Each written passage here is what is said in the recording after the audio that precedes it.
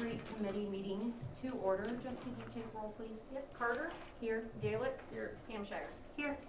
All right. Alan, let's hit it.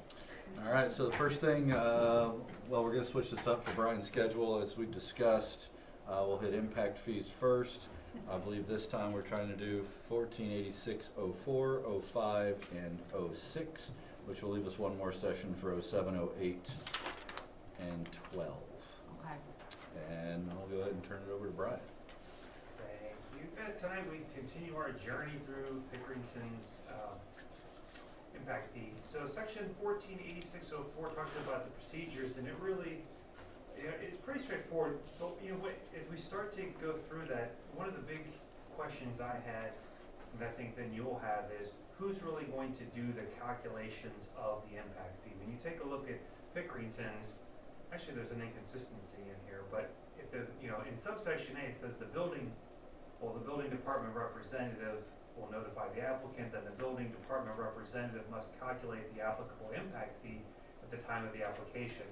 So then if you skip down to B3, it says after making these determinations, the city manager must calculate the applicable impact fee. So I don't really know how they do that, but anyway, we'll make sure ours is consistent. But I guess the question really will become, like, who's going to do that? Do we bestow all of that fun time on Mr. Hicken, or is it Scott, or is it maybe the city? Is it Tim or his designee?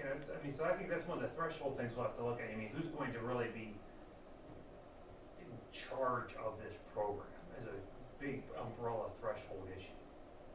Well, and I guess that's where, and I think we stepped into this a little bit the last time, was talking about at what point is that decided as we move through that approval process with them.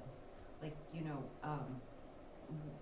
at what point is it determined what their impact fees will be and set in stone, if you will? Is that at the beginning? Is that calculated initially? Well, yes, it would have to be calculated initially, because I'm a developer and I'm going to,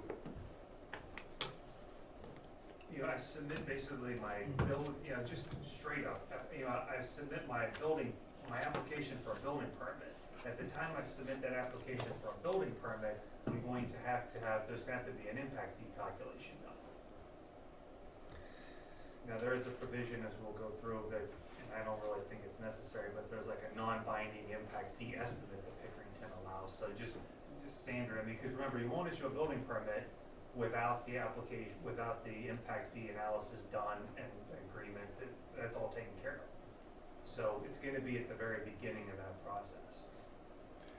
So the calculation itself will be very simple, because in the cost and methodology report, of course the draft and the new one will have updated numbers. It's pretty simple. It says when you're looking at single family detached housing, it's just a per dwelling fee. So if you're going to have 100 residents or 100 new houses, you'll just multiply that by the fee per residence. So the calculation itself should be pretty simple. Right. It's not like if it's phased development or what, but yeah, I mean, it is, the calculation will be based on what section, the last section, which will be the impact fee, that will be set forth in there. But someone, I guess, has to be in charge of it, but it will be happening at the very beginning, someone's when they really apply for a building permit. Does any of their stuff talk about the word you just said there, which is key, which is phase? Yeah, actually, there is a section it's actually in the calculation section. It says the calculation of impact fees due from a phased new development reflect the demand generated by each specific land use within the phase of development for which a separate building permit is requested. So, yeah, I mean, that's all Well, and part of I that was big gonna equation. go back over that too, because I think that, and it's been a minute since we met and talked about this topic, but we touched on that a little bit the last time about when they actually get paid, when the impact fees are paid, and how they're paid. And you said it's at the permit process, like when it's determined. So if it's phase 2, then when phase 2 kicks in, that's when. Well, it would have to be, maybe, because the phasing could, as we see a lot, the phasing could the phasing won't change, but like what's phase 2 could be this today, and phase 2 could be something somewhat different tomorrow. know, if they, Right, which is why I'm saying, do they not pay the impact fees for phase two until that happens? Because it could be different. correct. And also, I think we sometimes see phases extend farther out than the previous phase would have happened. So they might think phase one, their target is to end, May of 2022, and then they decide for some whatever reason that it doesn't end up happening until August of 2022, and then they would submit the paperwork to start phase two. Well, and I guess that's where, and when we're moving through this and I'm trying to wrap my head around how all of this works, because, as we know, we don't have a lot of recourse to hold a developer, accountable for anything once they've built and left, right? So, you say, phase one is gonna be 100 houses, so do we say you pay us 100 houses up front? Correct. Yeah, because when you know, talk to. Because deeper- phase two, they get started and they maybe expect 100 more houses, but then things take a turn and they only sell 25. But they've paid us up front for 100. So at some point in that, cause there was a time frame placed on it, we owe them a refund, yes? No, right, well, No? no, but you will, deeper in 148604 specifically says the city must collect all impact fees and service charges in the amounts received to the application. Must collect on, at the time of the issuance of the building permit. So, you know, there's gonna be an application, you know, development phase one is 100 homes, they're gonna pay, I mean, 'cause arguably their development is to build 100 homes, or some commercial center, and you're like, that's gonna be your impact fee will be based on that, you have to pay to get a building permit. Okay. So before the first building permit's issued, they're gonna have to pay that fee, or Right. they don't get a building permit. And of course, we don't have a building department, so our process is they build all the public infrastructure, then we do all the, you know, certificate of substantial completion, we bring that to council for acceptance, and then we sign off on the plat, and then they can go to the building department and get their building permit. So I would think that we would make it, you know, basically before we take it for acceptance to council, then that's when they need to have paid by. If that makes sense, Dave. It does.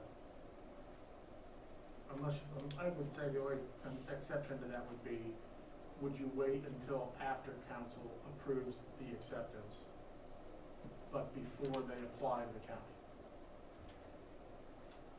So we don't take a fee and then have council go, yeah, I've never seen council not accept infrastructure, Right. but I guess it could happen if there were 3 or 4 council members, I guess it would be 4, counting the 7, that for some strange reason didn't want to accept it. Right. So, And then we still have holding off on signing the plat as, you know, because they can't do anything without the plat signed. So that either one should suffice. I think I would feel better if we did it after council accepted, so we didn't get into a situation where they were like, well, you had our money in hand. So there was an implied whatever, but then council said no, so I think, you know, it would be a natural process for council to accept. Then we take the fee before they can move to the next step. Right. I agree.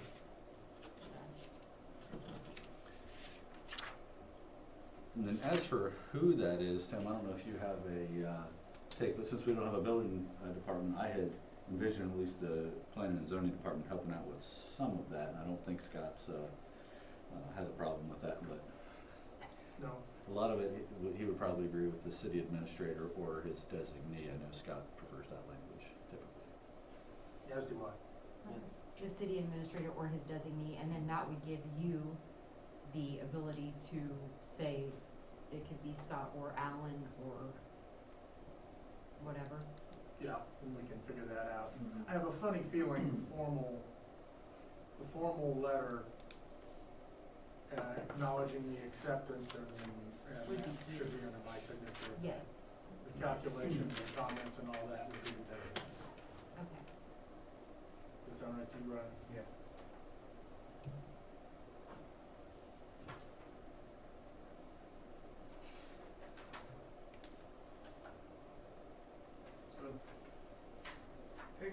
model then allows the applicant to have an independent impact analysis.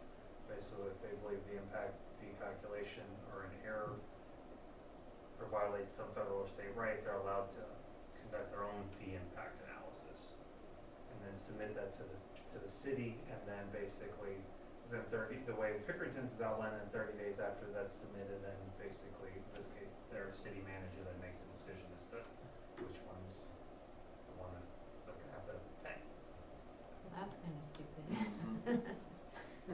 I mean, Well, but I guess in the idea of due process, I mean, truly, if someone believes something is wrong or somehow our fee violates, because the way their Pickerington's is set up, it says if the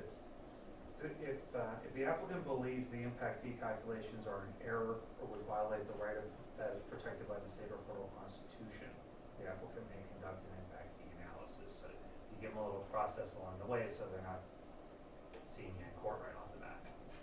And then you have the possibility of avoiding a due process claim later on down the line.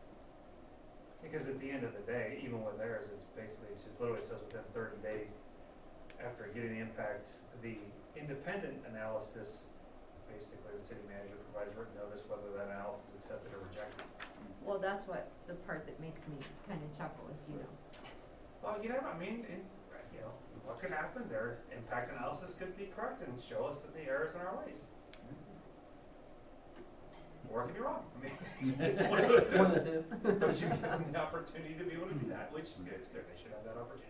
Which we don't have to accept No. whatever they come up Right. with, so. Yeah, So but we you can can say, counteroffer. you could look at it and be like, Right. this is completely flawed, or maybe it's just like, maybe it's truly that our calculation was wrong for some reason, like we calculated the wrong numbers of something. Could happen.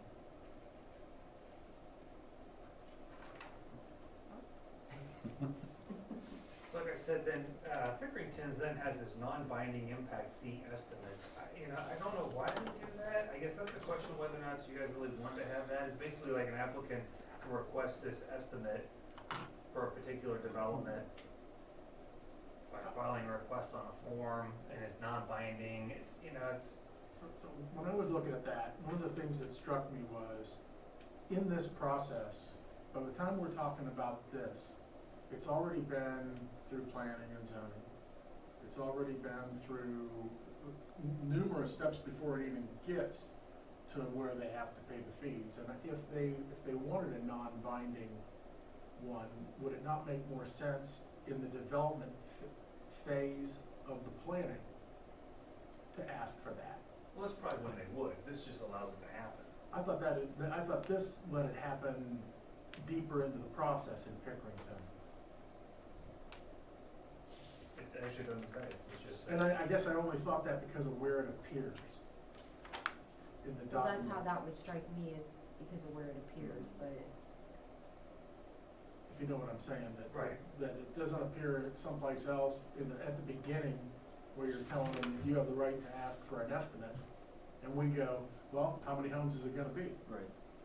And we say, okay, so roughly it's gonna be this much money. which sounds fair. Okay. It's just, like you said, you would think it would be earlier in the process of everything, so. But maybe in reality, that is what happens in Pickerington. That'd be something I'd like to know. Because if you're talking about, I think it appears after the mention of the steps that you're going through, not earlier. It does. I don't know if that might just be the way they had it outlined. I mean, the way it's just the order that they put it in. Because there's nothing temporal about that section as to when it can happen, the estimate. Okay. But, I mean, you could, I work chronologically. I know. I used to have them in order. So, and I'm trying to look at where it would go before the, the first three sections, the purpose, intent, definition, applicability, so I think it would go in 04.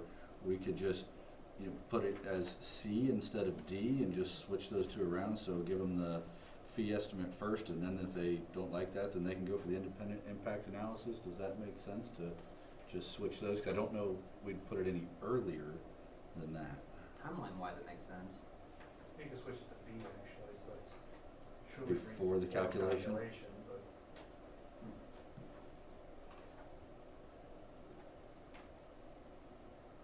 I see, okay. But even then, I still think the developer would want to have the estimate, if we're gonna put it in there, in the planning stages, because that's when they're doing the calculation for whether or not they can afford.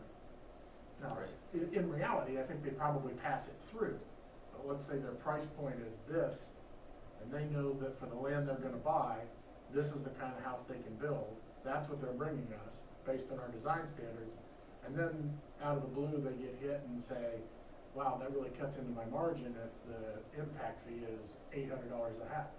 well, it does say the applicant can make the request at any time by filing a request on the form, so I mean, they would do that if that's, you know, if they were trying to figure it out in some early planning stage. Perhaps we can also handle that in-house as part of the, That's actually what I was just thinking, Tim, because it only makes sense to me that if you were having a developer come to you and they were, you know, looking at the ins and outs of everything that goes on and what it's gonna cost them, you know, to build here, that would be one of the upfront costs that they would wanna know about, cause it's a non-negotiable, so maybe, you know, if it's in our, if, you know, if we make everything formal, then maybe in-house, we can give them that estimate just on our own at an earlier phase. I mean, the truth is though, they probably won't need to request an informal, cause they'll look at the chart and they can do the math, right? I mean, Most it's- likely. We hope so. You know, We hope Yeah. so. but if they want truly something in writing to verify that they've done the math correctly. Yeah, and I agree with your timing, and I guess I'm asking the question, so I don't think anything needs to change on this, it's just how we handle it administratively, is that what I'm hearing? I think we could still move it up into B. Okay.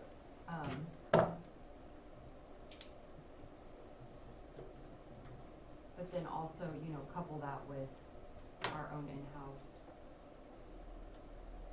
handling.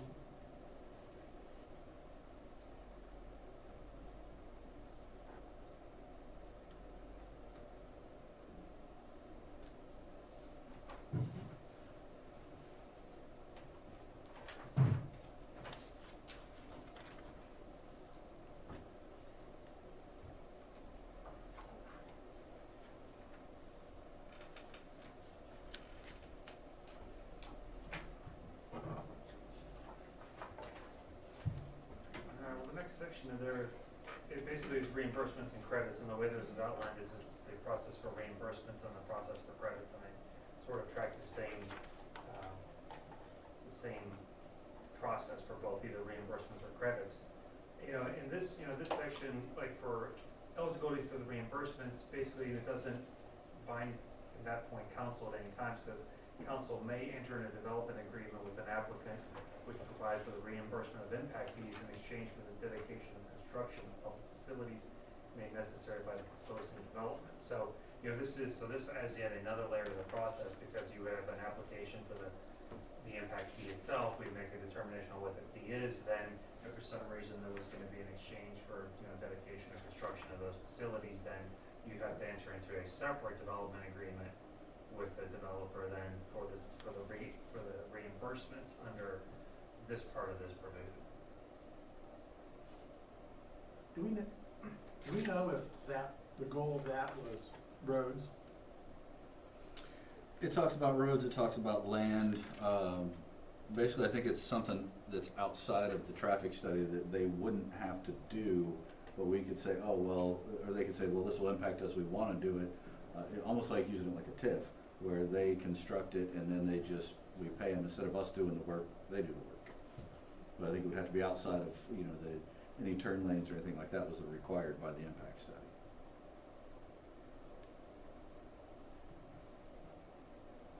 Okay. So it just gives us an option. Yeah, and some of it's hard, I guess, until, to know what to say yes or no to something until we've been down that path and know what we're road, for lack of a better word.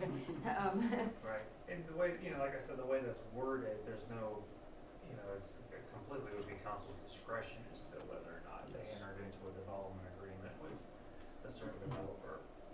You know, there are, you know, there's, you know, sort of criteria for that, cause it does say no impact fee will be reimbursed unless it is included in the city's capital budget, capital improvement plan, it has a public facility, it adds to the public facility capacity when necessary. So, I mean, there's a bunch of, you know, there's some criteria to it, but at the end of the day, it is truly, I mean, it would be a case-by-case determination as to whether or not we would wanna do it. There may be situations where you would, other ones where like, no, we're not interested.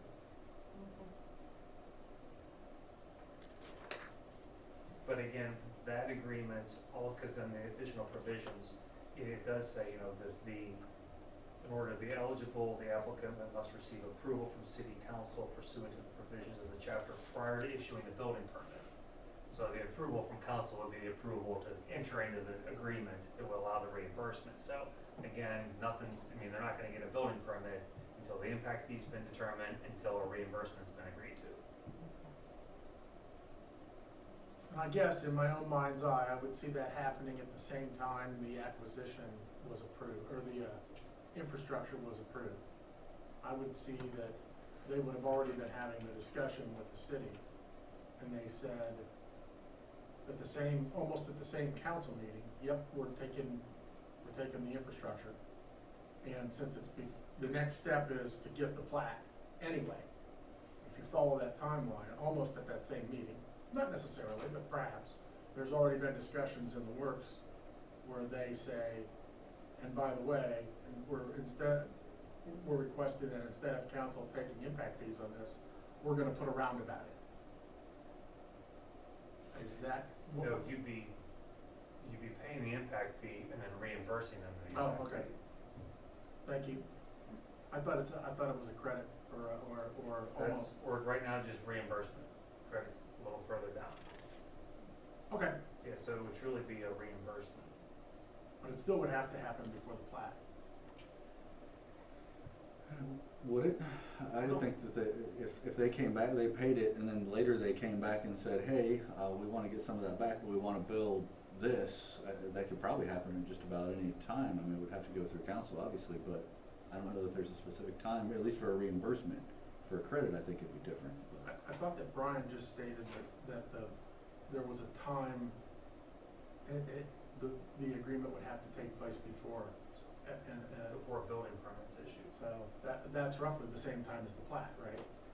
But if we were talking about a credit, that makes sense, but for a reimbursement, would it have to be then?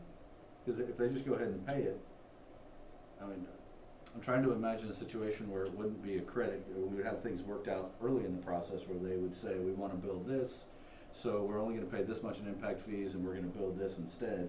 And that would make sense to have that worked out early, and then at that council meeting where we're doing the acceptance and all that, that would be finalized. And maybe even before then, but for reimbursement, if they paid it, and I don't know why they would pay it if they would intend to do something later that they didn't think of later. Does that Yeah, make cause sense? maybe they come to a point in the project where they find they could do something that would maybe, you know, equal that out and come back and say, hey, we could do this, we're at this point, and we could put this in, Mhm. but you would have to reimburse us that part of our, you know, fees. Right, which could happen in like phase 3 or something, they're like, oh, hey, this would really benefit us, can we get some reimbursed back a little bit from phase 1 and phase 2, and we can build a project which was on our list in the analysis or on our CIP. I don't know you do it between phases though, I think it would have to Yeah, be you in the couldn't same go phase. back and like give a reimbursement for stuff that was already done, cause then you'd have a contract today for, If we hadn't spent it, If it's all within the same development, just a different phase, does that make any, I wouldn't have thought so. That's a great question. because do they pay for all 3 phases up front, or do they pay for the phases as they come? I thought we'd figured they'd pay Yeah, the we say phases as they go. come, Right. so, What if they built halfway through and then just left? And they asked for, We keep the money. Right, we don't accept any, they're out there, And and infrastructure. then they they ask just for put in. reimbursement, we tell them no. exactly, Right. right, that's why I was, Hey, 'Cause I think I could pick up- Abandonment's in here. Oh, it is?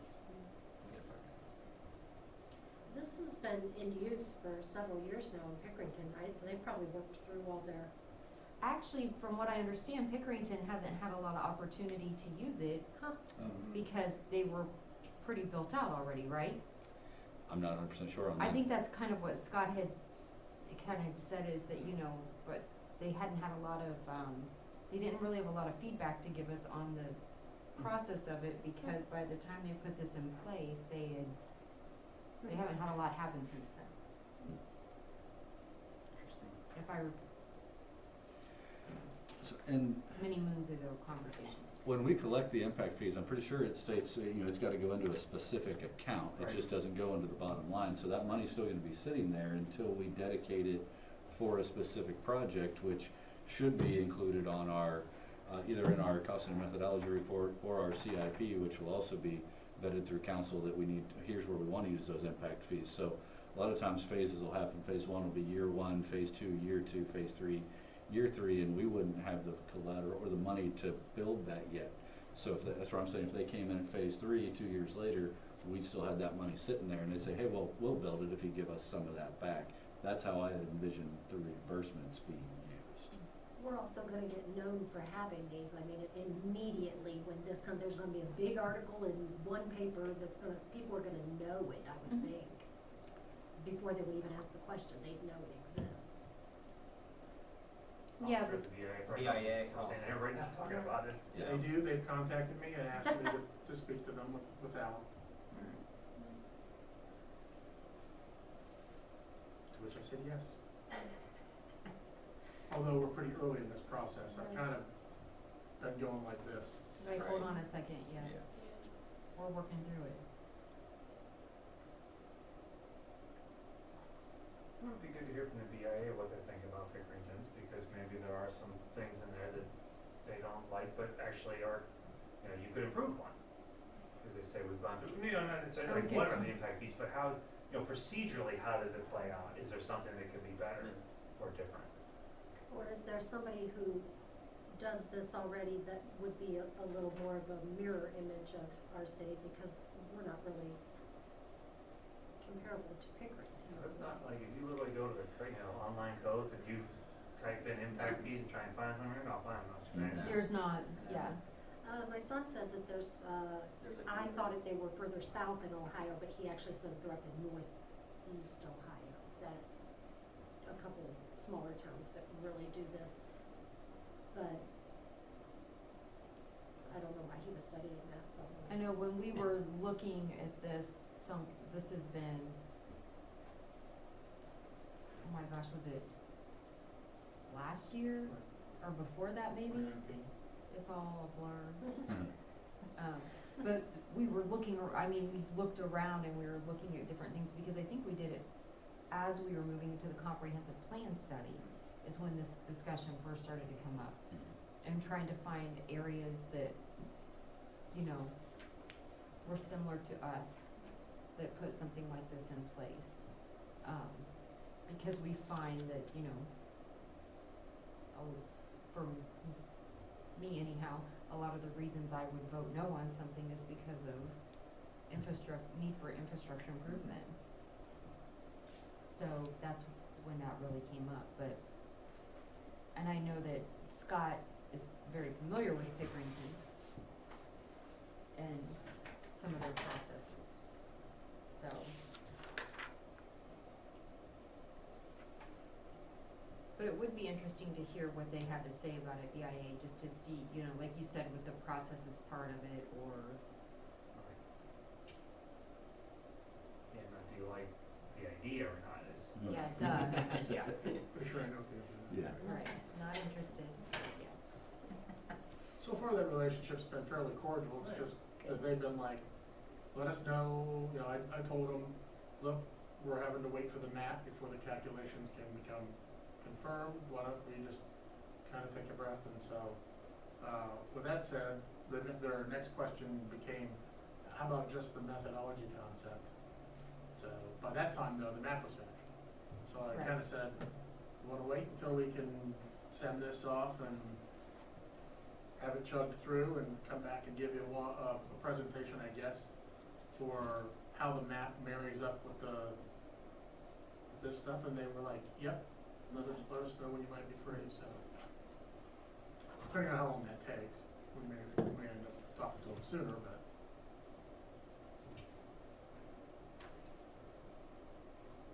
Obviously, you can't reimburse the applicant for more money than they paid in, so simple things like that. The process for the reimbursement, the way, I mean, it's very form driven in Pickerington, so there's a form the applicant then has, but I guess there has to be some method to it, so that they give, in this case, their city manager, along with the development agreement, and then basically it tracks the city manager to planning and zoning to council. You know, when I was reading through it, I thought, well, do you need planning commission in there? I mean, it just seems like an extra step that could cause legal issues, but, you know, it's like, you know, if it's, you have a development agreement, or I'm sorry, well, you have an agreement, you have a development agreement, you have the reimbursement agreement. You know, completely up to you, but I just, you know, it didn't seem like, because all it, you know, in Pickerington's, then it just says basically planning and zoning got the report of their city manager.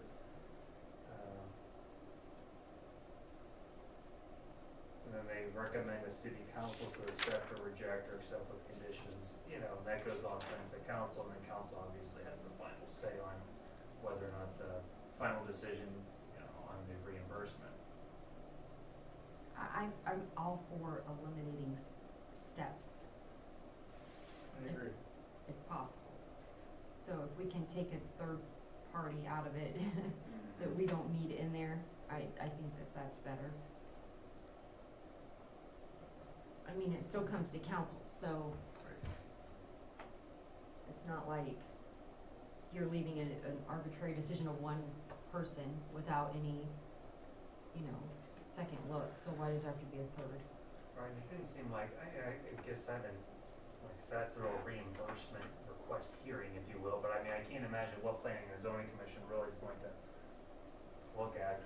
Council just could, you know, I mean, you could see if like your committees were doing like a blind share of some work, so council didn't have to, you know, listen to a 3-hour hearing or something, but it's, again, you have just a few agreements and are they entitled to the reimbursement? It doesn't seem like it's that difficult a question or would require, Right. you know, hours worth of a hearing, I agree. so. So we're looking to scratch B under procedures for reimbursements. The recommendation of the Planning and Zoning Commission doesn't seem necessary. I agree with that. I'm on board.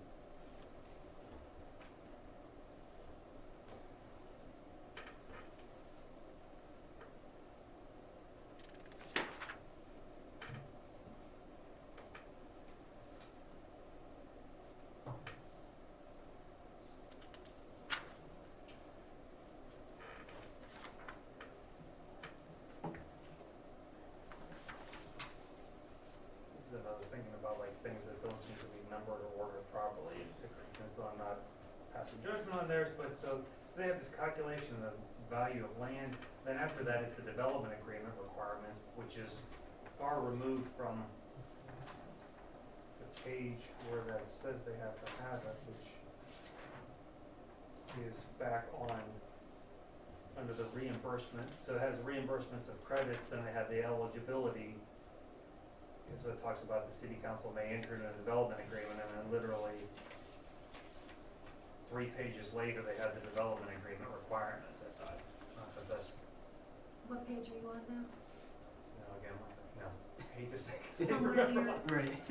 I Yeah, went- cause they're all off. Yeah. Well, I mean, as you I'm gonna continue to have- read from where we work, so section, like subsection 4 is calculation of the value of the dedication, and then 5 is development agreement requirements. And it's like, why isn't that right after the spot that talks about the development agreement? Cause it's like you kind of read through, you get to that, then you have to go back and be like, oh, that's right, that other one was literally 3 pages earlier where they referenced the development agreement, so I think you could. We can move that back to that area and combine it. You could do that, or you could reference it. You could say Right. as found in section 5, page, Okay. blah, blah, blah. So there's not a lot of rewrite to do. So you just flip forward and, okay, that's, either way.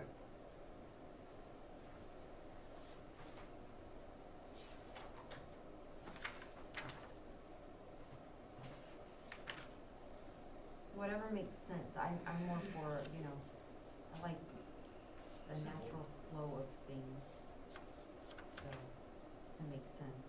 Yeah, we can definitely look at reordering that to make the most sense.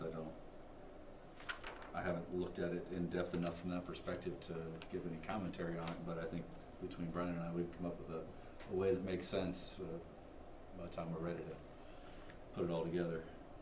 Yeah, right, you reference that other section. It's just, cause it's just, you read through it, then you get, like, well, in my mind, like, I read that earlier, then I got to that section, I'm like, wait, this meant that thing 3 pages earlier.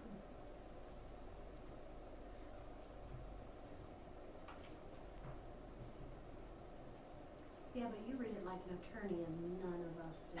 That's what my wife always said, like, turn around, like, it's impossible. It's not, It's impossible. sorry. I'm going with.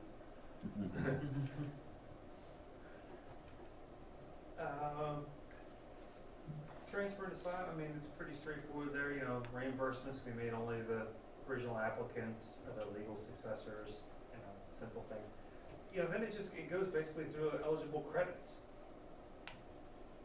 I guess I read through this section a couple more times again today, and I'm just not really sure, it's like, what do you really have a credit for? I'll be honest, I don't fully understand the credit.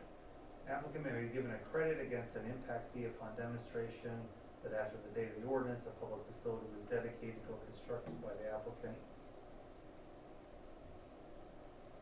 They also had they had more variables in their calculation too, you know, cause they put in everything, right? Parks Place. and birds and you know, all kinds of stuff, so I mean, I'm not sure that, because we have a more definite you know, that all of that is necessary, that we would have all of the need for credits and stuff because we don't have as many variables in our calculation. Does that make sense? No. I see that. I'm wondering if it's in there. So if we have an agreement with a developer and we say, yeah, we'll reimburse or we'll offset the cost of your total impact fees by the construction of some part of public infrastructure, and we figure out what that number is going to be, and then they actually construct it, and it costs them Less? X amount more, Oh. and they're like, hey, we know we had this agreement, but this ended up costing us, because it says excessive specifically, eligibility for credits for excessive dedication or construction. So I'm wondering if it's geared towards that, where it gives them an avenue to come back and say, hey, you know, we know it was supposed to cost this much, ran into some change orders, some conditions we didn't foresee, can we get reimbursed for that? In my mind, it would be something they would come to us beforehand, like, hey, we said that initially it would be this, but now it looks like it's going to be that. And I think the way everything else is read, that they've still had to pay. I don't know. No, I just confused myself, so. Couldn't we just put in a I section? talked myself right into it. Could we put in a section that said no credits will ever be given ever, no credits? No credit. Or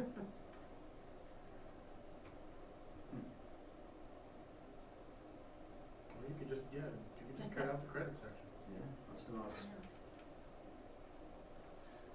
And that's why I wondered if the BIA or developers would have an issue with that. I'm guessing they're gonna Right. want that in. And that's like with some of this, I'm guessing Pickerington didn't put some of this in there because they wanted to. It might have been because they Yeah, I'm really not thinking they had were all to, sitting and this- around being generous, like, maybe Yeah. we'd have to give them a credit. This might be one of those. And a fruit basket, yeah, I'm Right. thinking that wasn't the, Because somehow it's actually, because because when you look at application, because it has to say that the application must be accompanied by a development agreement executed after the effective date, which demonstrates that the excess public facility capacity has been provided by the applicant or the applicant's predecessor in interest, which will provide a roughly proportional benefit to the new development proposed by the applicant. So it's like, so are they talking about like, I'm coming with a new agreement, It says I can have a credit because I did some like super overcapacity thing a little while ago, so I don't need to have, I get a credit for that, for the new development. Again, in theory, it's hard to think about because you don't, without like a concrete example, but I guess that was a note I made because it's applied to like a new development.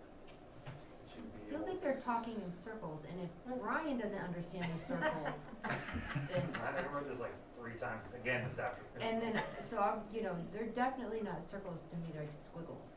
Mm-hmm.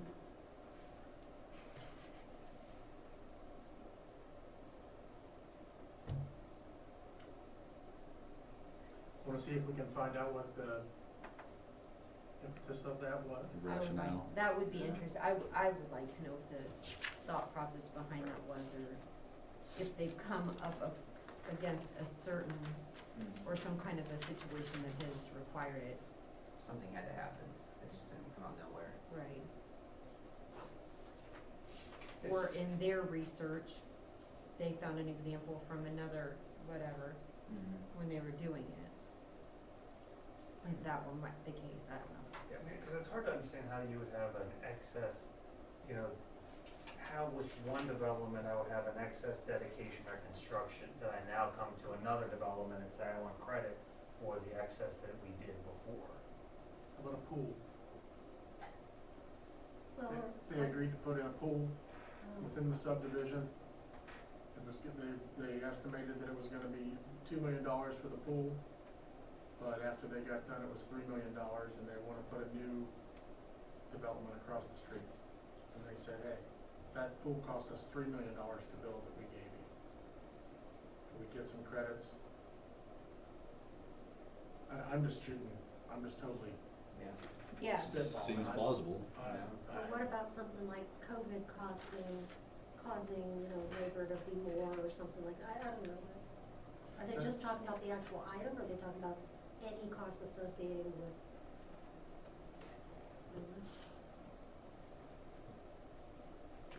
and for me, all I can say is, nope, sorry. Yeah. That's all I can Is think that of me a public saying. speaking?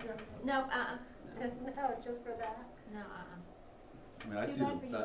I see the value of having it in here for an avenue for some Mm-hmm. situation we're not thinking of, as long as we write it in such a way it's our choice, and you can apply for it, and, council can make a decision, and maybe yes, maybe no. And how many people would actually consider coming back and saying, we want this now that other thing, or did they just carry on and? oh no, I'd say they'd want money back. I think, I can see them for 100% coming back for All of them. credits. For everybody, every time? They're always got, yeah. Well, right, I mean, say they, I don't know, they added like an extra, maybe they added some extra turn lane, they added something, and then there's another, they're like, well, we don't, I should get a credit against this new development off of what I paid for that one because whatever reason, I mean, I could see somebody coming back in and saying I should get a credit for something I've already done.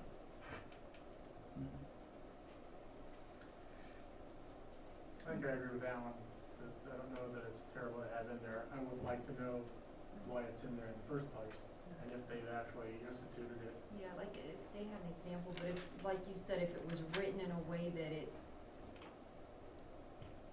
left the decision up to us.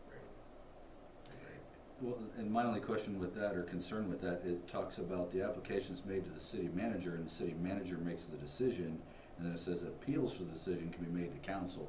And it doesn't seem like we would want that path. It seems like that decision maybe should just go to council. Not to take anything away from you, Tim, but Well, I don't, thanks a lot. But it's however we want to write it, right? And they know about it ahead of time, it's not a secret, and so they're fully aware I of mean, I it. feel like ultimately it should all come back to the city administrator for decision, and then if there were a dispute, then it comes to council, right? I would agree, because I think that's one of the situations where you would want Tim to do that work to figure out the credit, Yeah. make that report to council, and Makes sense. And we would know that like was with the going, supporting yeah, I mean, documentation of whatever the recommendation. cause he's the one that decided, to go with it in the first place, so that, Right, that was That's a good correct, point, right, because he would determine the impact fee, whether the exactly. alternate fee was appropriate.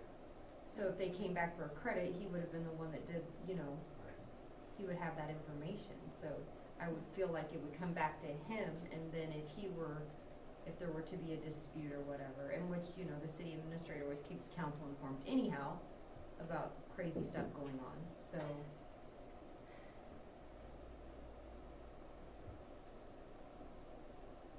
The reason that I mentioned that is, you know, like a $10,000 spending limit, I think is what we have without going to council. So if we're talking about credits, you know, that's quickly gonna get a decent value, and that's why I didn't, that's why I brought the topic up. Would that anyway, fall so. under that same, cause if you had to issue a credit and it exceeded that 10,000 and you'd have to pay it out, then it would be a council approval type of thing. Right.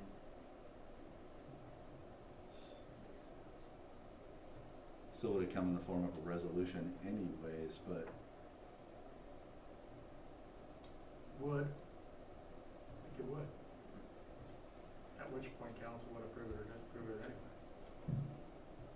right. I think we leave it under the same philosophy we have now, whereas it would come back to Tim, and then if it had to be, if it exceeded, then he would, you know, would follow normal But procedure. that's not a spending. I mean, it's a reimbursement, it would be a credit. Something that came. Money would have to leave our coffers and go to them, right? Yeah, and I think if the check is written, it still has to,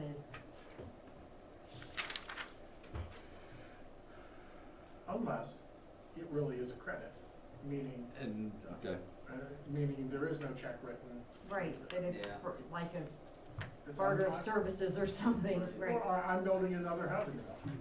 Right, and so on. But then, I don't know, Yeah, that brings up like a million other things, like. it does, what if because it then was then outside that of our changes, area or across the street from. well, but then or- it changes the impact fee approval, which would come to council anyhow after Tim. That's true. and maybe I was mixing these up a little bit, but for reimbursement, it just goes to council. So the final decision is city council, so it's the credit specifically that say Right. city administrator. So, And I think that would be okay, and if they want to appeal it, then they could appeal it to council. Yeah. I mean, that would at least follow with the logic. right, it's not, we're not signing off on money going out, you're signing off on money that would potentially be coming in the future for other things, if I'm. Right. Or that wouldn't be. Right. Or- Right. I would be signing off on saying, instead of $500 a house, we'll lower it to $200 a house, Right. because that project went so far over and you went ahead and paid for it. Which would still have to be ultimately approved by council, It would, because then the impact fee schedule that would come to council for would approval, be altered I'd have to from what it would, explain. yes. Right. So could we get ourselves in a pickle that way though, so if you had agreed to something effectively and the developer moves forward and then we come later and gets denied by council, does that present a problem for us? And also what they pay if something goes over, that's kind of their problem, right? I mean, we don't control Sometimes. what they do when they pay or. I think if in the spirit of cooperation, we want to get them to give us decent comments back and forth and be a partnership in this, allowing them the most avenues to recoup accidents like that. I think Judy said it best, COVID. All of a sudden, you can't get, something's happened where you can't get the asphalt or whatever, or you can get it, but you gotta get it from, usually you get it from Taylor Road, and now you gotta get it from Mechanicsburg, or something weird like that. Giving them that avenue, as many avenues as possible to work with them, I don't see that, a problem in that, as long as that ultimate determination sits with the elected body or. Spirit of cooperation, I think that's the best.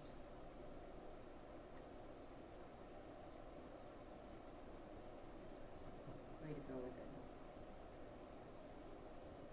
Yeah, I think the process there is good, cause then it is just it's just Tim's,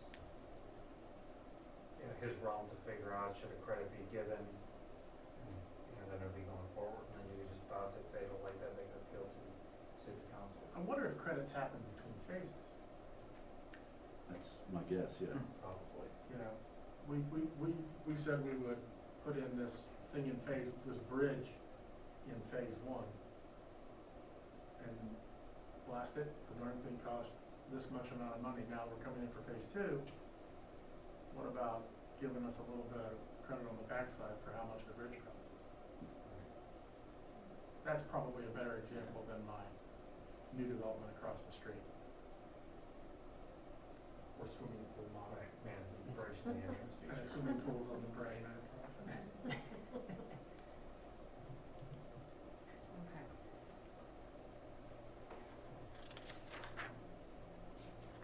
So where did we end up standing with that? I don't know. Are you two good, or keep it? It sounds like we're keeping it, yeah, that's what I heard. Keep it like this. Keep it and ask the questions if we can find out why, Yes, bring it back to this group and at least let them Yes. know. that's on my Yes. list of Let's try to questions for get some Pickerington. more info.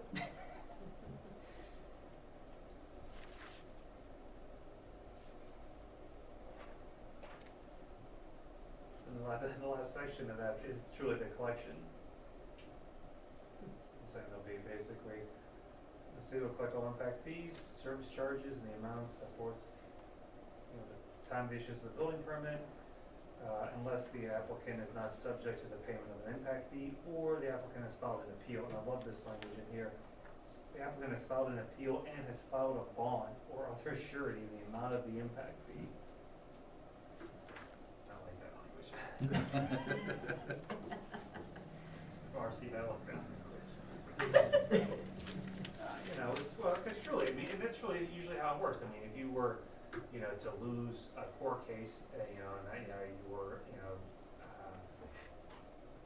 you were required to pay somebody money in order to appeal it, you'd have to ask for a stay and put up a bond for that money. Right.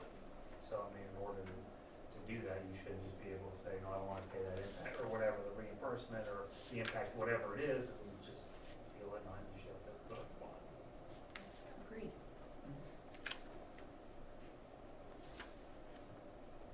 The only thing we've changed on there is obviously where it says building permit, I think we would have that prior to, plat signature or something to that effect. But Yes.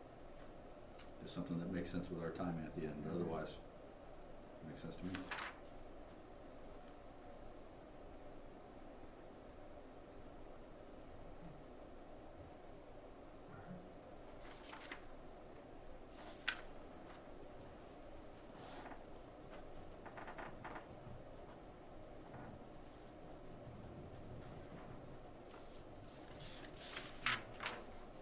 Almost to an hour. That section went too well. Well, you know what, it takes as long as it takes. So, I mean, I can go a little bit longer, cause I do eventually gotta get my car and then get home, so I get to a Zoom meeting for that second meeting I do tonight, so. If we can keep going for a few more minutes if you want, or I don't know where we, that did, you know, I guess it's gonna take as long as it takes. But that was a good conversation to talk through that. I guess my question would be to Alan and this group.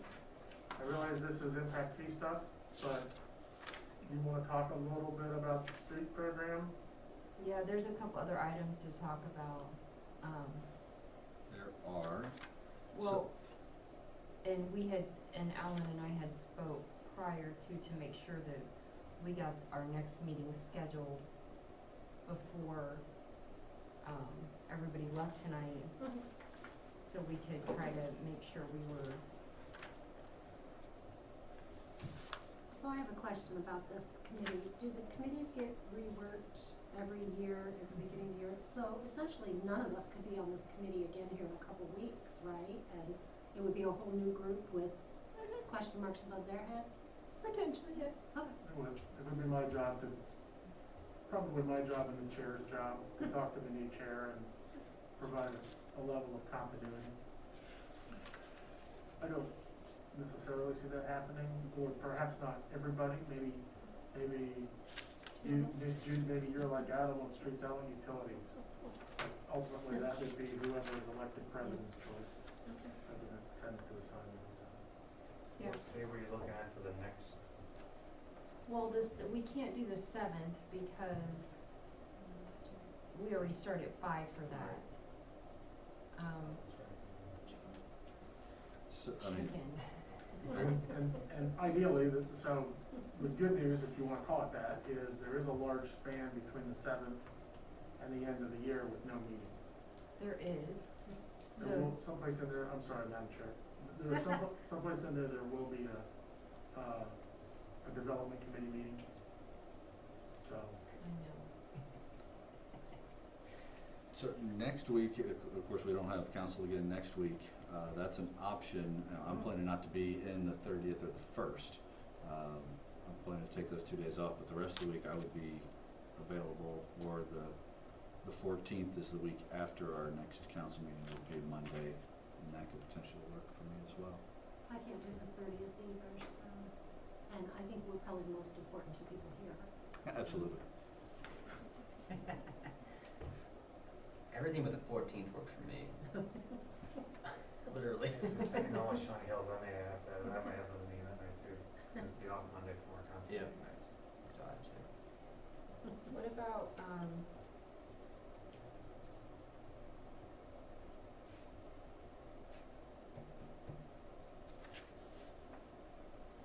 look in the car. See if the big Check your calendar up. phone, check your calendar. You know, my old school. Right. I keep one as well. And while we're considering that, I'm gonna work backwards from the end of what we have left. 8612, the last section is 5 paragraphs. It's just kind of talking about the street impact fee specifically. 08 is exemptions and waivers and is about a page and a half. I don't think there's gonna be a whole lot of discussion there, some. 06 and 07, the appeals and the review and adjustments are pretty short. So 05 is, my guess is where we're gonna have the most amount of discussion with what's left. Just throwing that out there for consideration. 861205. Did you say 861205? I just said 8612. 148612 is the last one on our list. So I worked backwards from that. What about the 15th? I can do the 15th. Works for me.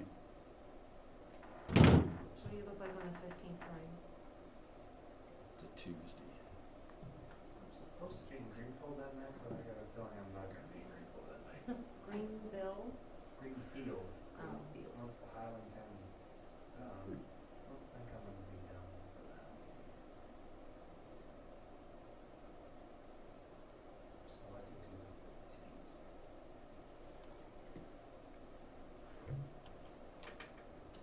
5:15 again? Whatever time's fine by me. Okay.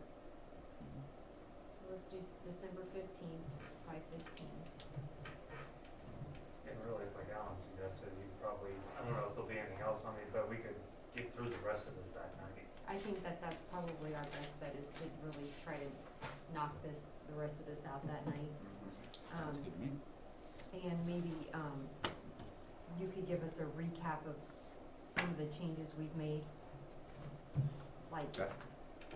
something similar, not as in-depth as what we put forth Scott through, but along those lines, to kind of help see what we changed.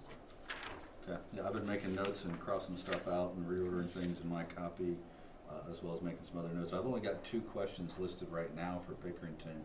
One, we had a question about their service charge last time, and this time we're curious about the why on the credits. Right, like their philosophy behind the credits, like Was an there- example.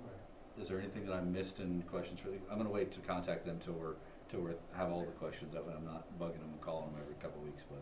Yeah, That's no, all I I think have. that was, I think that was it. Yeah, so I can do a recap.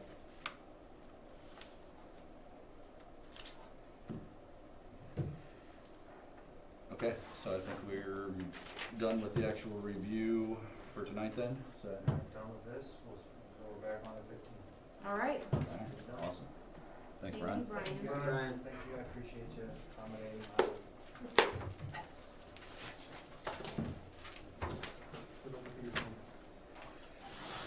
Okay, the only other thing specific to impact fees is, we got the proposal back from Strand on the revisions to the costing and methodology report. And I got a call from them explaining why, because they told me I was maybe gonna have a little bit of sticker shock. I was expecting one number and it was a bit higher. Basically, the comprehensive plan map changed enough that they're gonna have to make a fair amount of changes. So the report was based on the development. The development drove what improvements would be necessary at certain intersections or on certain roads. So they come up with those improvements and those numbers based on the old build out. Now with the new comprehensive plan, they've got to reassess a number of those intersections to run through the process. So I plan to have a resolution on for the next council meeting. The total of that application or that revision it was between 17 and 18,000. I don't remember the exact number. So I was expecting about 8 to 10. So 17 and change was a little bit higher. But when I talked through it with them, they were like, "Yeah, it's really we've got to go back and do a lot of that legwork again because of where the development, how that's happening, is going to change the impact to these streets and intersections." So kind of unfortunate, but we do have the money left in the engineering budget for this year. And actually, because we're supposed to have all our POs pulled, I went ahead and pulled the PO based on, once the resolution's complete, it's just a placeholder for now. It won't be spent or approved until after council approves that.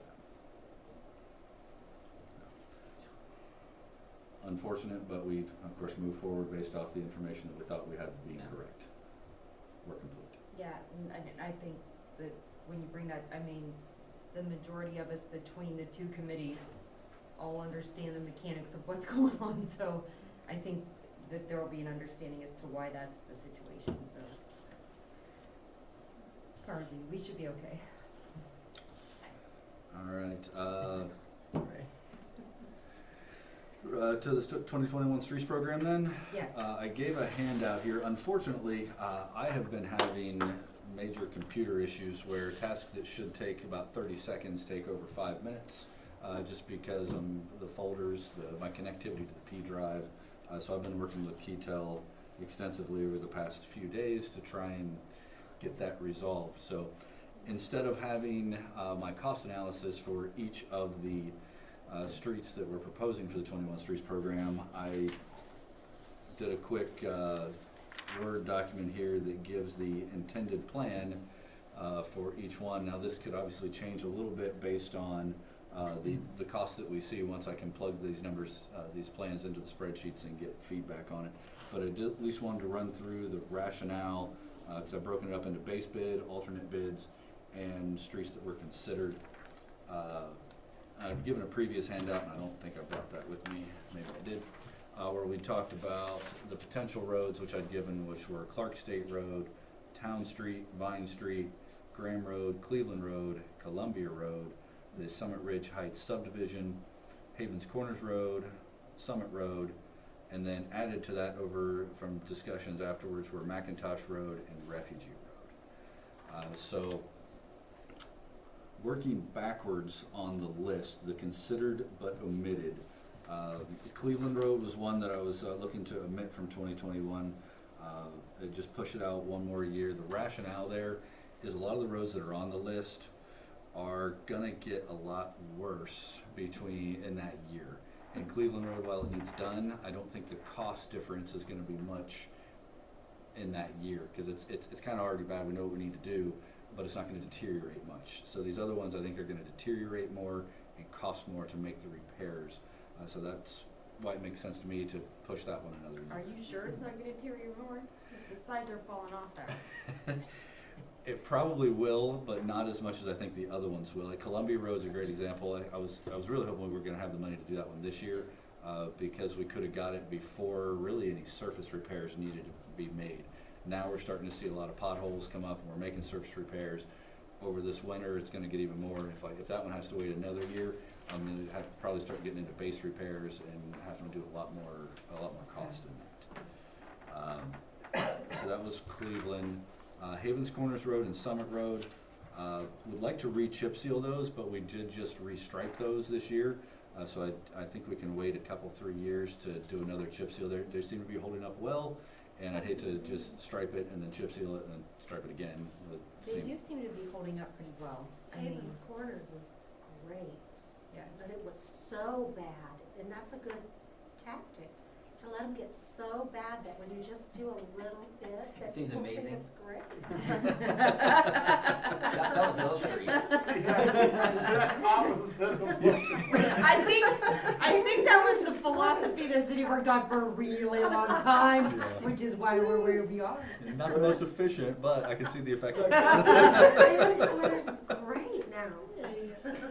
But no, Summit is still holding up from that, and that chip seal was 5 years ago. It's been before my time, so more Oh, than wow. 5 years ago. It was at least 5 years ago, and it's holding up, I mean, it's holding up really well. And think about all the stuff that came down through there too, so. Yeah, but I mean, it was, You had to drive up the center, but the center was so hard. like, there was like nothing left of Summit Road, like legit, it was like, yeah. It was bad, it was like a gravel road, Oh. so Yeah. I Okay, lost so yeah, a I think tire we, or two going this. I think if we wait and do another chip seal in 2 to 3 years, we can prolong the life of them and get to it before they start to deteriorate again. Okay.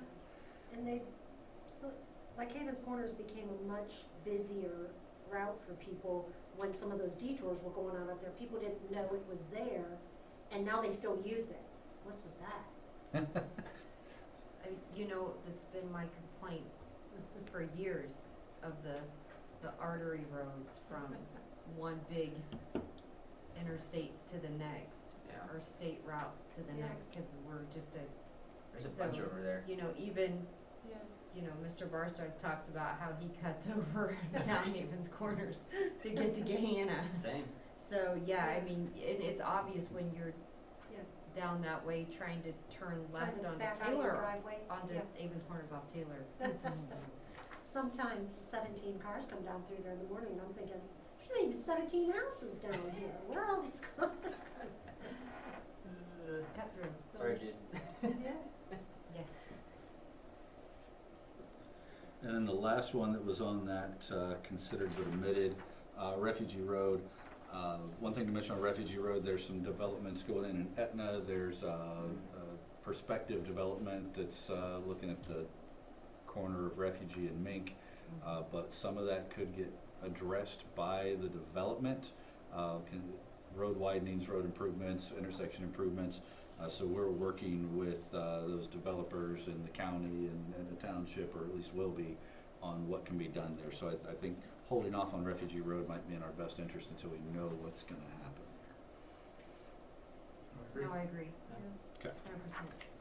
All right, then going back to the base bid, Clark State's the first one on the list, not for any specific reason. It's, of course, that's the stretch between Dixon Road and Morse Road. It's pretty busy. We did a bunch of drainage improvements there, did a couple culvert replacements. Ahead of this, it's, the county used to maintain that. We had a maintenance agreement with them. And then right before they gave it back, they threw a chip seal on it and said, here you go. And they didn't really do any leveling course or any repair to the road ahead of time. So the chip seals kind of held it together, but it's getting to the point where it's going to start seeing some problems if we don't get to it. There would be a little bit of scratch course, an overlay, berm, chip seal. And the other thing I'm going to look into, I've got fog seal down there with a question mark. I wondered if it was a misspelling and your Yeah, I did computer too. I got was like- slow. I was like, what's a fog seal? So a fog seal does two things. One, it tricks people, makes them think it's asphalt because it's a seal coat that goes on top of the chip seal. It's black. It'll help kind of lock in some of the chip stone, but it also, because it's black, looks like asphalt. So Will it it's, make them drive faster though? that's a good question. Because asphalt makes you drive faster. Oh, yeah. Okay. So so we've got some complaints on some of the chip seals because that chip gets Okay. loose and Right. hits cars. And I tell people, wait a couple weeks Calm and down. it'll be gone. I think the fog seal would help reduce some of that stone being thrown around and reduce some of the dust that's created. And then, like I said, What it is it? also looks What like is it? asphalt. Is it paint? Is it tar, is it, what is it? The fog seal? Yeah. It's more of an emulsion, so the emulsion is what they use in asphalt to kind of hold it together. It's slightly tacky, but it dries, so it's a little bit like a tar kind of solution. I couldn't tell you exactly, but once they put it down, it doesn't come back up. It's more liquid, but it has enough binder in there to hold it together and I do know on create a two coat. different occasions in my time as a Pataska resident, I have been stuck behind a person who's maybe taken that little tiny S curve there too fast or something and ended up in the ditch sideways while some truck or somebody tries to haul him out of there. Twice, that's where I was stuck, and the people behind me, I was like, please back up. So, I don't know, sometimes people get a little faster on that curve, that's why I was asking that question. Cause it's not a very long stretch, Yeah. but it does do a little Mm-hmm. thing, so, Does the fog seal add to the life of the chip seal? well, probably, huh? I would expect so. Okay. So I never that's just for so that one of the reasons I put a feel. question mark on there is I don't know a whole lot about it. I don't know how much it costs. I've heard it's a good thing. I would like to Okay. maybe put it in here as an alternate bid, as fog seal this road and Try it see out. what kind of prices we get, and maybe give it a try. Like Because that idea. depending if it's a good price and we think it's gonna, and I'll do a little more research on it too to see if it can help with the longevity as well. I think that would be a Yeah. Helps. Okay. good thing. And Clark, so I'll kind of throw numbers in here, what's in my head without having to run this through. Clark State's probably 100,000 is what's in my head at least. Town Street and Vine Street, where we went through with the storm sewer, Mhm. we told a lot of those people that there's a good chance we're gonna repave this when we're done, so I know it looks bad now. Town Street, and Vine Street, I wanna do an 1.5 inch mill and fill on both of those, I think that'll, get what we need. And then Town Street, the curb it's in bad shape and it's been more or less Buried. paved over by this Yeah, it needs to point. build up. So I was thinking to take that out and then just redo it. Awesome. Between High and, Main, that's very easy because there's bank coming down. We can raise it up and do a little earthwork. Between High and Vine, there's a little bit more that'll go into it. I might make it a 4-inch curb instead of a 6-inch, because we're not gonna be able to lower the road much with the amount of pavement that's there.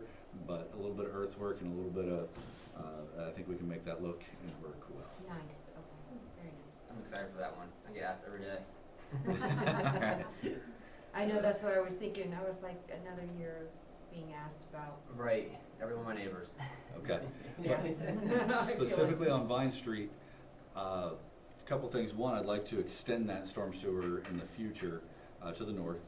Two, there's some bad areas on Vine Street that we could repave it, especially where the sidewalk is north of the library. Without addressing that drainage, I think we're gonna have problems. So we could repave it, we're just gonna be redoing it. So I'd rather just repave that section of Vine Street that we've already done the storm sewer in, and that'll give us some time to, one, see if we can extend that storm sewer anytime soon, and that would help with the drainage problems that I'm seeing, and or address some of those drainage problems before we pave any more. Makes sense. What are we thinking cost-wise with those two? Between the two, 125, plus or minus. Again, I'm throwing rough numbers here about what I think they're Sure. gonna And be. that's all of Town Street? That's all of town and that little section of Little Vine. section. That Vine little right section of there. Vine. Got it.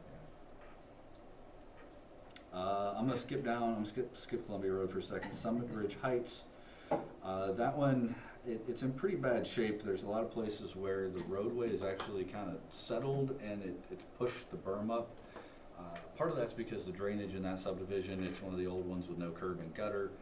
But I think if we get ahead of it and do some stormwater and then just a little bit of repair and then overlay that to raise the level of the road. Of course, by doing that, there'll be some driveways we've got to do the aprons on.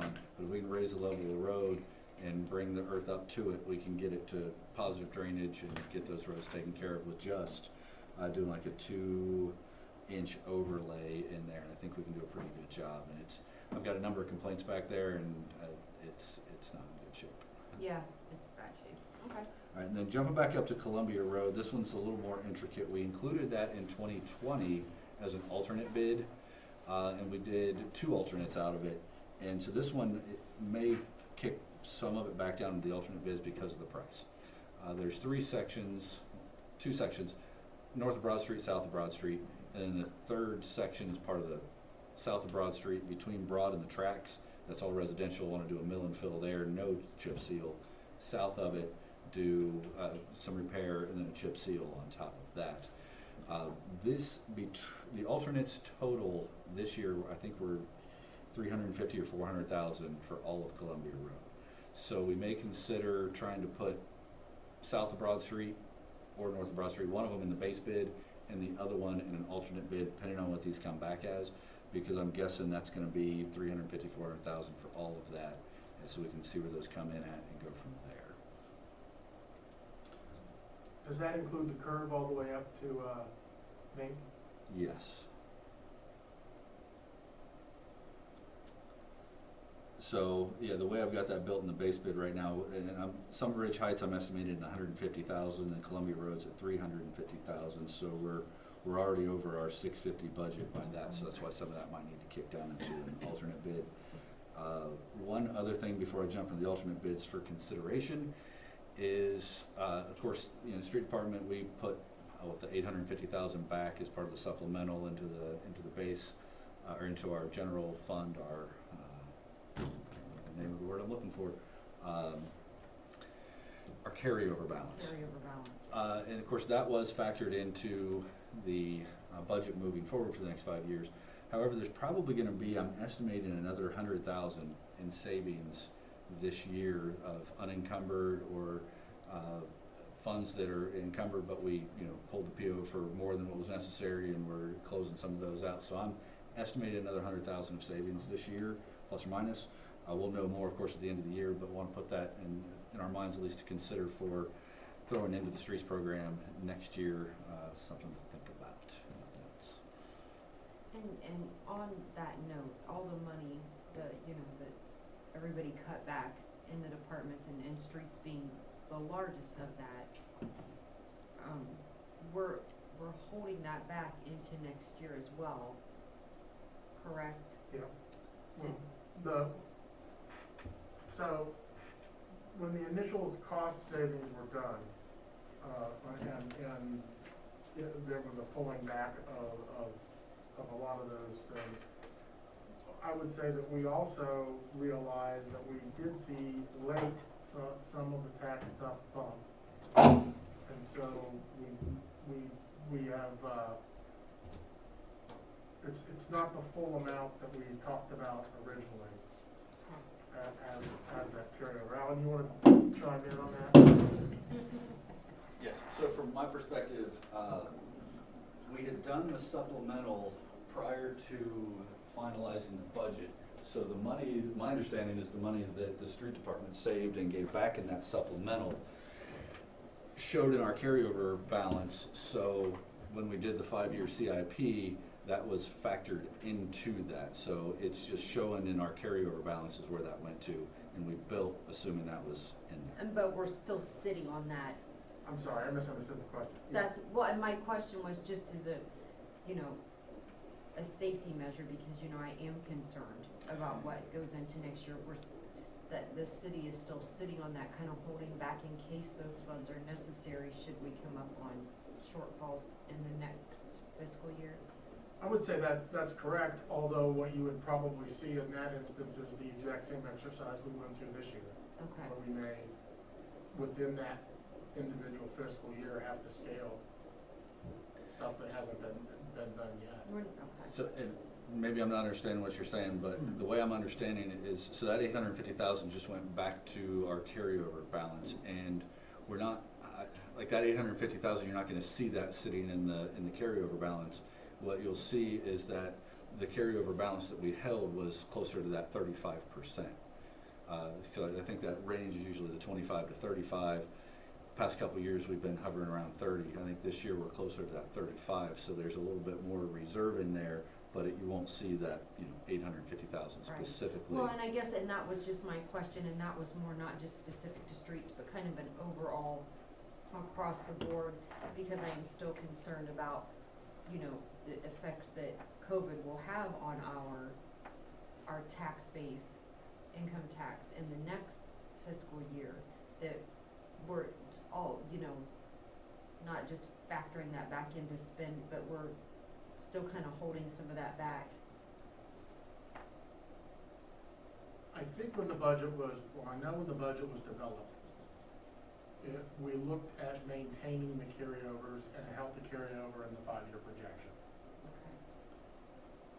If we were to see an effect on our tax base that is unforeseen due to the COVID situation, whether there was a second leg of the W, whether all of a sudden there was something that happened regarding wages for our citizens that live here,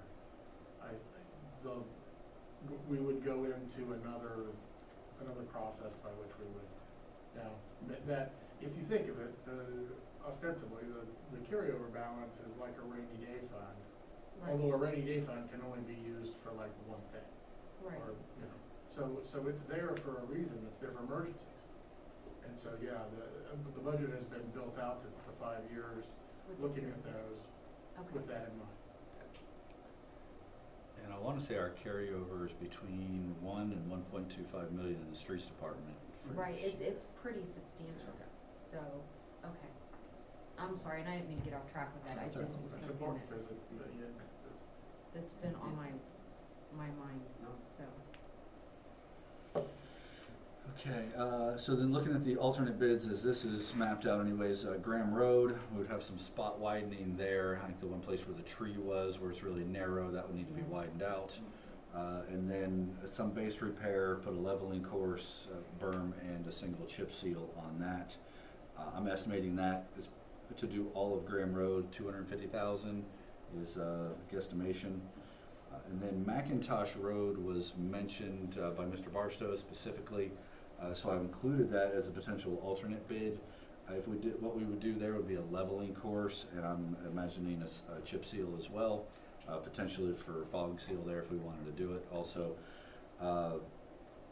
that road, for me, that's not, it is bumpy, but it's not, the surface course is holding together well. There's not a lot of cracks. There's nothing we're seeing that, It's just a rough ride. it's just a rough ride. So Yeah. structurally and cost-wise, I don't think it's high priority.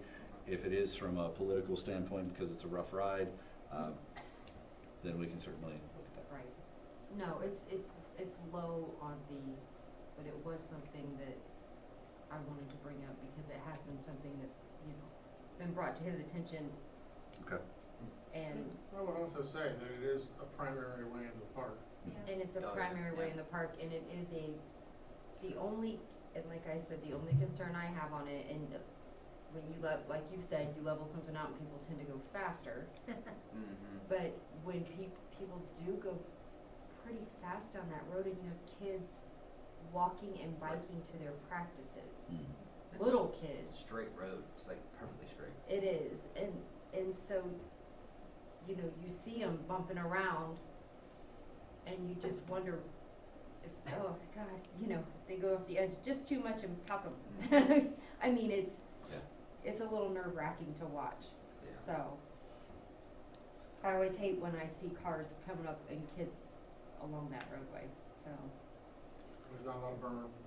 there's Right. not a lot of berm in. It's a country. It's unfortunate because it would be a perfect place for, it would be ideal for an asphalt path or something along the Mhm. side Agree. for kids to get to and from the park, or people rather, but you know, pedestrians, Yes. so, And I'm estimating that one around 125,000 and plan to leave it in the alternate bid there. So once I can actually get my computer running well enough that I can do some spreadsheets, I will I will try and, I didn't expect that we would have much time to digest those today anyways. So once I get those done, I'll email them to the committee for consideration. Hopefully I can get that done here early next week, and you'll have plenty of time to look at them before the next council meeting. We can talk a little bit more about how we want to fit those in then. okay. If that makes sense. And are you going, do you think that we're going to need an additional meeting if we're gonna wrap up the impact fees at the December 15th meeting? Should we count on that one just going longer, and talking about this as well, or do you foresee us needing a second meeting?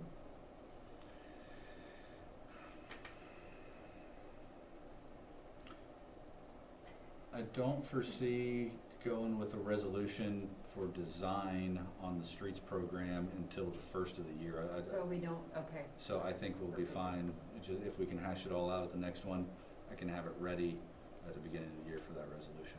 okay. And the report from the chair at that meeting will be a nice, segue into whether it's the first or the second meeting in January. Sometimes putting a bunch of stuff on that first meeting is onerous, although with the new consent agenda, maybe not. Right. But when you've got all kinds of ag hearings and Right, all that stuff. okay.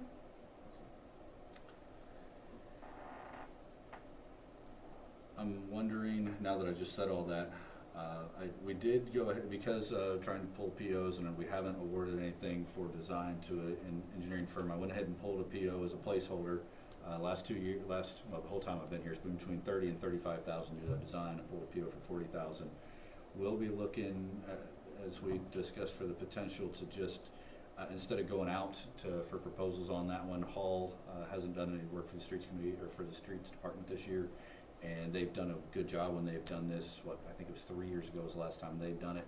So I'd like to move forward with them to do that, but I don't think I'll be able to get a cost from them until we have nailed down what we're trying to do. So the only potential for problem I'm seeing is if we wait till the first of the year, since the purchase order's already pulled, I think the resolution can be after it, even though it's using 2020 money and approving it in 2021. I don't think that's a problem. I was just working through that as we're sitting here, making sure that it's not. Using Hall for what? Design of the streets program for 2020. Oh, okay. So the resolution would be to authorize the funds. We've already got the PO and we obviously can't use it until we get approved, so I don't think it's a problem. We'll check. Okay. Okay. So if there's that any issues with changes- there, I'll let you know. I don't think there is, but I'll let you know as soon as we know. So I'll check on that tomorrow. If you see that being an issue, Alan, text me and let me know what we need to do. I believe we would put a resolution on the 7th. Is that right? Would you put a resolution to encumber that on the 7th? No, Or would you just close the PO? that's for impact fees. I was wondering if you, I don't know that we really have a base to make a recommendation from this group on approval if we wanted. We wanted the resolution to be there in the same year as the PO, is what I'm saying. Right. There's only one more chance to do that. Yes. So, if it doesn't have to happen that way, it's not a big deal. That's what we Correct. need to know. Yes.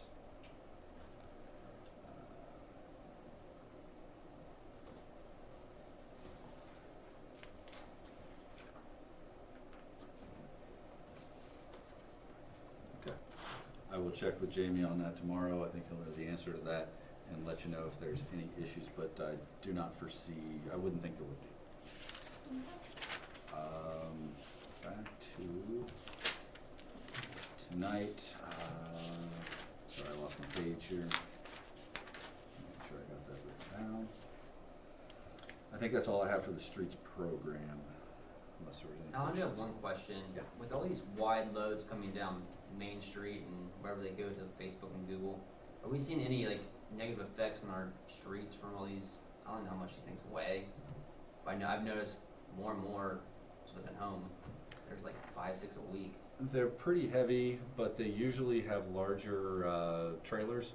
So the one that came out here on Saturday, I think had 15 sets of 15 axles. Yep. So it gets spread out enough that it shouldn't, and I haven't noticed any. We actually don't have a haul permit. It's something that I'd like to get to, but it's not something that we have currently.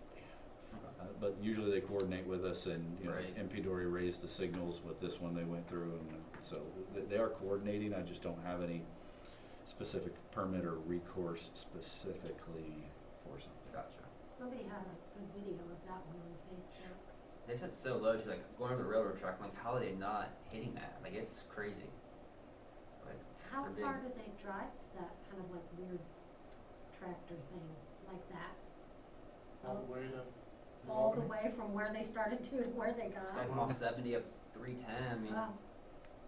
Didn't this one come Park to Broad? Yeah, this one, the one on Saturday started right back here at Capital City Chrome. I think they offloaded from the Mhm. tracks there and then went Okay. Park, Broad, and up 310 Jeez. to Beach Road. wow. Wow. Yeah,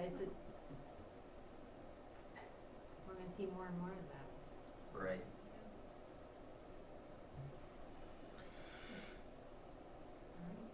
The last thing that I have is the paving right out here. As Mr. Barstow had mentioned at the last council meeting, I had met with them, going back and forth. They provided a truck to do a profile on it.